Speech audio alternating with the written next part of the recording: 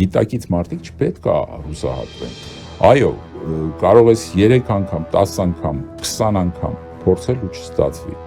Դրանից հուսահատություն չպիտի լինի, դրանից պիտի դաս առնվի։ Դաս առնելը ուրիշ բան է, հուսահատվելը ուրիշ բան է։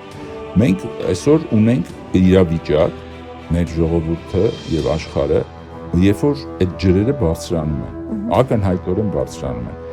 Մեր խնդիրը, որպես առաջնորդող ուժ, այդ տապանի, ոնց որ ասած, տեսլականի գաղափարն է, որ դու ցույց տաս, որ նախ գոյություն ունի լուծում այս ամեն ինչի մեջ, սա ոչ թե մի վիճակ է, որը անհուսալի,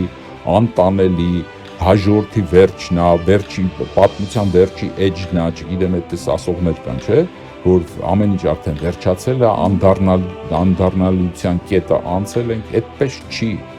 այդպես չի, մենք շատ ավելի վատ վիճակներով է մեր ժողովուրդը անցել։ Եվ հիմա էլ աշխարհում այնպես չի, որ բոլոր ուժերը հայ ժողովրդի դեմ են աշխատում, կան բազմաթիվ խոշոր հակասություններ այն թշնամական մեր ուժերի հետ, ովքեր փորձում են մեզ վերացրել։ Եվ մենք այդ ուժերի հետ պետք է կարողանան տևական, շարունակական աշխատանք տանել